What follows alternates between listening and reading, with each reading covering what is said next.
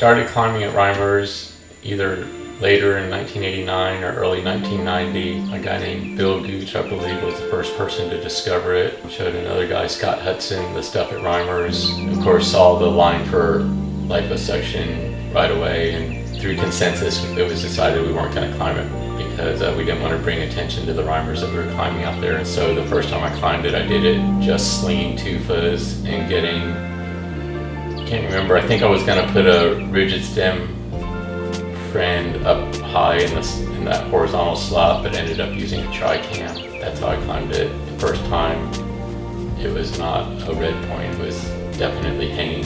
We didn't want to get kicked out of Reimers and climbing there, so we would find something as discreet as possible, bolt it, climb it, everyone would climb it, and then we'd go find something else and bolt it and climb it. There was not a lot of doing stuff over and over again because there's so much rock out there to be discovered. If it's been climbed by a bunch of people and they have a better idea through consensus of where bolts should be placed, I think that that's a really good idea to make it safer. The last thing I think should happen is people get hurt on a climb because of a poor quality bolt or because of a bad bolt placement. I'm pretty in support of the community replacing worn out gear as well as adjusting bolt locations if that needs to happen. Hey, my name is Matt Markell. We're hanging out here near Austin, Texas at Reimers Ranch rock climbing area. And today we are going to be replacing a rusted old 5-piece bolt in this cave. We're looking at limestone rock. As you can see, it sometimes gets a little wet and drippy. So this old plated steel bolt has rusted out over a couple years, and we're going to replace it with some nice new stainless steel gluons.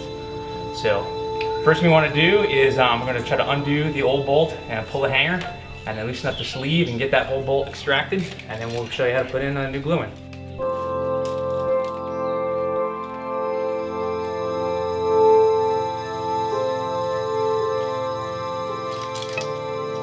So we finished phase one, which is pulling the hanger and the outer sleeve and the stud part of the bolt.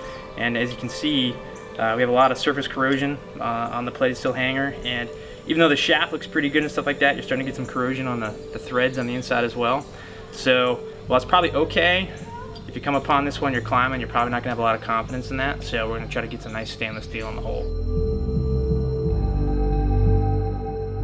My name is Matt Twyman. I'm the owner of a local climbing gym called Crux Climbing Center, and I've been working with ClimbTech to upgrade local hardware and to try to develop a process that people around the country and around the world can use for extracting 5-piece powered bolts. Matt Markell's already pulled out the shaft of the bolt, and what I'm going to try to do is extract that inner sleeve, which is notorious for making people not want to try to extract these things. We're dealing with a standard 1/2-inch Powers 5-piece roll. And the way to get out the sleeve is to tap that inner sleeve, and kind of the size in between the 3/8 bolt and the 1/2-inch hole is about 7/16. So we just tap it about as far as it takes to the expansion slots in that sleeve, and then we go in and we just thread a rod and we'll suck it out. Here we've got our little drill, the deep socket. We've got our little extractor kit.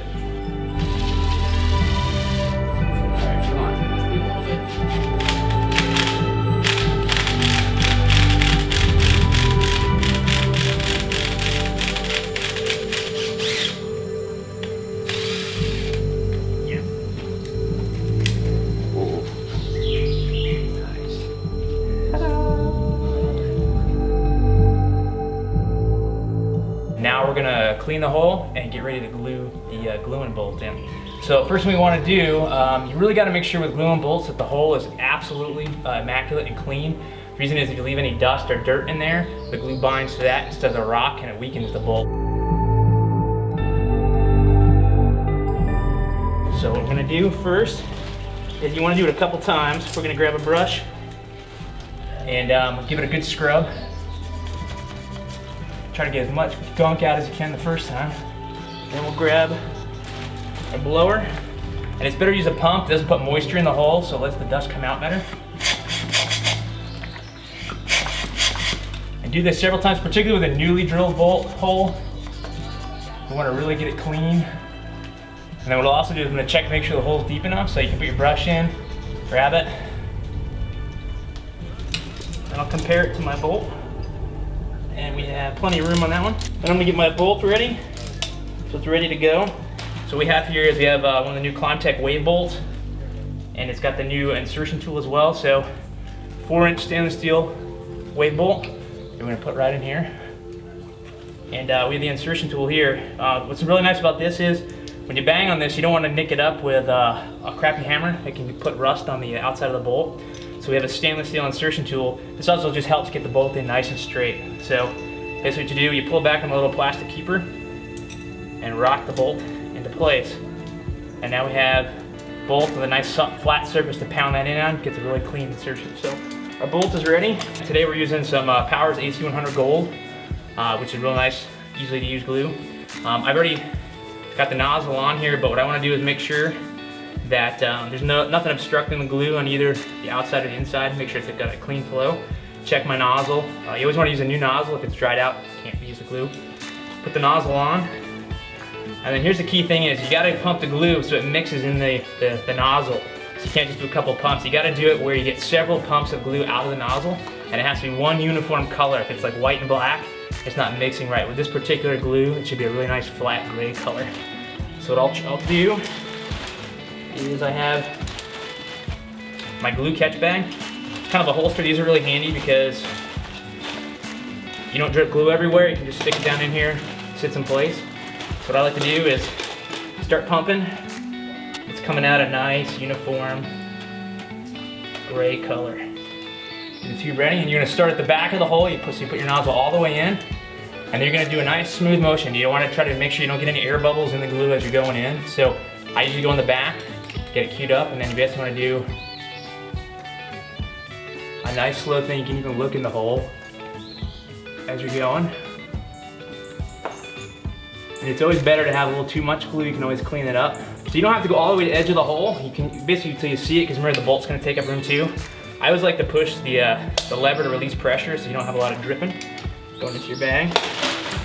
And then I'm gonna grab my bolt, and you can usually start it in by hand.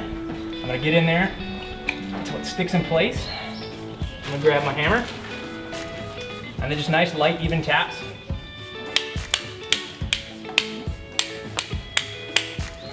We tap our bolt in, and we have some glue squeezing out the outside. And what I like to do is take my finger, and you want to get as much of that glue smooth into the hole. Some of these set really quickly, sometimes they take up to 24 hours, so make sure you read the manual and the instructions on that particular glue. This one typically sets in what, half hour? You want to come back and double check your bolts. You also want to check the glue either in your bag that you've kind of put out, make sure it's hardened properly. That way you're kind of double checking that the glue mixed right and everything in it went in correctly. The first time I actually red pointed it from the ground up was I had drilled one of the pitons, 3/8" hole, hammer in the piton, hang the draw on that, slinging everything else, sent it that way. And it stayed that way for probably 4 or 5 or 6 months. And then finally we decided that it was okay to bolt, and I went ahead and bolted it with 3/8 bolts. Ever since then, it's been a pretty popular route. Lots of people have climbed it.